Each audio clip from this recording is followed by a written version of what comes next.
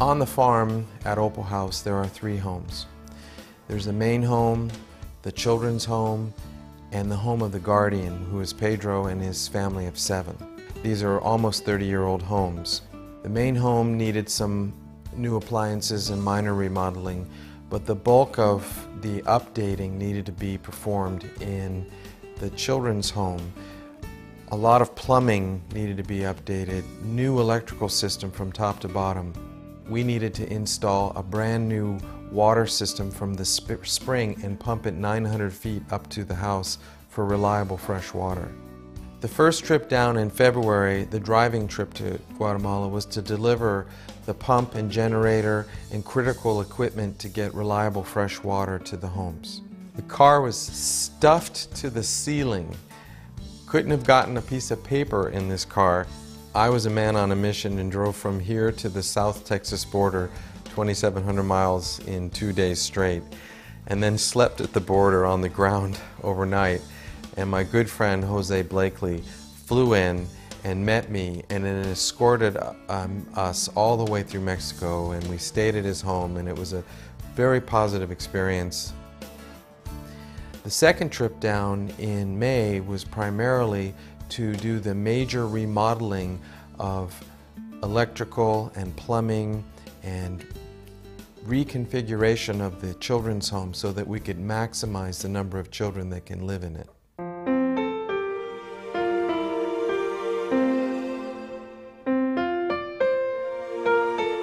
During our second work trip in May, we met with Tita, who is one of our board members in Guatemala, and she asked us if we could provide temporary housing for 2 orphans that were in the slum of La Limonada, and their names were Mercy and Grace. Mercy is a 19-year-old homeless girl, 4 months pregnant, and a little tiny baby named Grace. The whole thing felt very providential. To have Mercy and Grace as our first visitors up there. Our home was filled with a lot of people on that work trip, and I would have to say that my heart was filled to see that house full of people in need, people who needed, they just needed love. As Opal House has evolved, we found that there's a huge need, not only for children, but children and their mothers. A lot of these women are abused and abandoned, and we found that they're the ones that are taking the children to the orphanages. So in addition, instead of just bringing the children in, we're going to keep the family intact and bring in the mothers. And this is where I'm really excited about what's unfolding. During these summer months, we have had ongoing remodeling projects, including the installation of 2 solar-powered hot water heaters. And they'll be finished before we get back in October. But in October, we'll do some final finish work and remodeling in the children's home so it's ready to open this fall. All along, we've hoped to have the ability to share some of Diane's and my gifts with medical service to not just the children at the home or the moms, but the local community and even some specialty care in Guatemala. The whole country doesn't have a children's hospital for 15 million people, so children are very underserved medically there.